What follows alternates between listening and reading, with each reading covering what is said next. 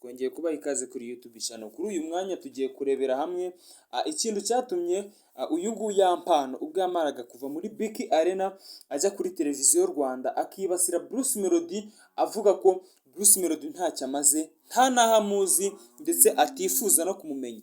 Ese ubundi ibi byatewe n'iki kugeza ubwo umuhanzi ukiri muto yagutya mu muziki uba utarafata izina ku buryo bukomeye ngo abashe kwinjiza amafaranga menshi, yiterura akajya ku karubanda agasebya Bruce Melody, agashaka no kumvikanisha uburyo ki atigeze amenya Bruce Melody ndetse nta naho yigeze amubona. Byatewe n'iki ku buryo Yampano yagiriye inzika mbi cyangwa se yagiriye urwango Bruce Melody ku buryo buteye ubwoba, ku buryo buri muntu wese abavuga ngo ubundi Bruce Melody na Yampano bapfa iki? Ibi ngibi nibyo tugiye kugarukaho. Ngiye tugiye kubana ndabibwira, ni amazina ni Isaac Sibomana, tugiye kubana kuri Imansa Musa TV, gusaba gukora subscribe kugira ngo tujye tubana no mu bindi biganiro byinshi bigiye bitandukanye.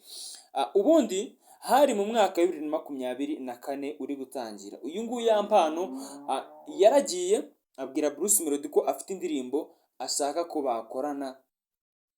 Bruce Melody aramubwira ngo nta mwanya mfite wo gukorana indirimbo nawe kandi nta n'uwo nzanabona wo kuba nakorana indirimbo nawe. Ibi ngibi ni ibintu byababaje uyu Yampano cyane, ariko Bruce Melody ubwo yabazwaga impamvu yanze gukorana indirimbo na Yampano, yavuze ko impamvu yabyanze ari ukubera ko yagiye akorana indirimbo n'abahanzi benshi bakiri batoya bari kuzamuka batandukanye, harimo nka ba Kenny Soul n'abandi benshi kandi bakiri batoya, ari nanone no kubazamura bakorana indirimbo, bamara kuzikorana bageze hanze kugira ngo barye hiti, bakagenda bavuga ko Bruce Melody yabariye amafaranga. Ibyo ngibyo bigatuma abantu benshi batangira kubatekerezaho ndetse bikanabongera n'igikundiro. Bruce Melody aravuga ko atari gukorana indirimbo n'uyu nguyu Yampano kugira ngo nawe atazagenda amusebya ko yamuriye amafaranga. Impamvu rero Bruce Melody yanze gukorana n'uyu Yampano nuko amazina akiri matoya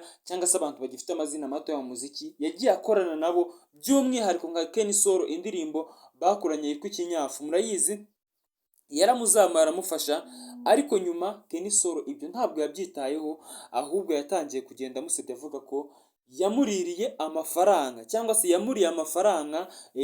Yinjiye mu ndirimbo menshi Bruce Melody yariye wenyine, ariko ntatekereze neza kuba bari bamaye korabo ariyo korabo yamuhinduriye ubuzima, ahubwo ibyo akabirengaho akagenda asebya Bruce Melody ko yamuririye amafaranga kandi ko adateze kuba yakugira ikindi gikorwa akorana nawe. Iki ngiki rero nicyo cyabaje Bruce Melody, ahita avuga ko atazongera gukorana indirimbo n'abahanzi bakiri hasi cyangwa se bakiri kuzamuka mu muziki, bituma Bruce Melody ahitamo kuba yazajya akorana n'abahanzi barenze. Niyo mpamvu uyu Yampano yamugeze mu maso amubwira ngo ndi gushaka ko twakorana indirimbo yitwa Si ibyanjye.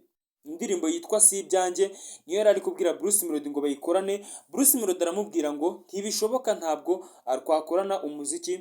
Niyo mpamvu rero uyu musore yagiyeho akitanyagura akitapagura agatuka Bruce Melody, avuga ko atamuzi, avuga ko Bruce Melody nahagera akirengagiza ko Bruce Melody ariwe muhanzi wa mbere mu Rwanda ubundi unarenze, ukunzwe, ufite korabo nyinshi zihenze hanze, kandi akaba n'umuhanzi wa mbere mu gihugu cy'u Rwanda wakoze indirimbo ihenze, aho indirimbo yitwa Soweto cyangwa se yise Sowe.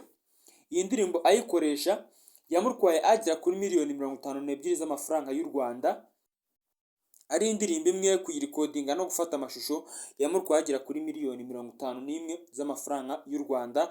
Nubwo ngo iyi ndirimbo itaje kurebwa nk'uko byari byitezwe, ariko Bruce Melody yahise asinya ko kuva yatangira gukorana n'abahanzi bakiri batoya bakagenda bamusembya ko yabaririye amafaranga, yasinye ko azajya akorana n'abahanzi bafite aho bavuye n'aho bageze, n'abahanzi bakiri kuzamuka atazongera gukorana nabo. Kandi ni nako binameze, Bruce Melody nta ndirimbo akigaragaramo y'umuhanzi uri kuzamuka, keretse ibyamamare bamaze kugafata bazi agaciro kiwe, bamenya ibyo bamuvuga nyuma y'uko bamaze kugira icyo bakorana. Niyo mpamvu rero Bruce Melody yabwiye uyu Yampano ko nta mwanya wo gukorana nawe indirimbo afite, kandi ko nta na korabo yamuhereza.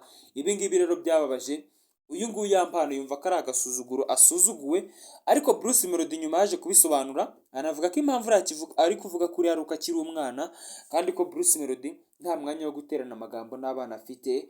We yamaze kugera aho agera, yarazamutse, nta n'ibyo akeneye byinshi byo kwirirwa aburana n'abantu, kuko afite aho yamaze kuva n'aho yageze. Ikindi kandi ni n'umusore n'umuhanzi wa kabiri mu Rwanda ukize, aho atunze miliyoni 2 na miliyoni n'ibihumbi 800 z'amadolari. Ikindi kandi akaba ari nawe muhanzi wa mbere no mu Rwanda ugenda mu modokari ihenze, aho Bruce Melody agenda mu modokari ihagaze amafaranga agera kuri miliyoni 500 z'amafaranga y'u Rwanda. Ni imodokari ikomeye cyane ku buryo butangaje. Rero ibi ngibi nibyo twari tugiye kugaruka uyu mwanya, tugaruka ku buryo Yampano yibasiye Bruce Melody amusebya amutuka kubera ko bamwimye korabo. Nje twabanye ndi Isaac Sibomana, reka ngusaba gukora subscribe kuri YouTube channel kugira ngo tujye tubana mu bindi biganiro byinshi bigiye bitandukanye. Ciao ciao.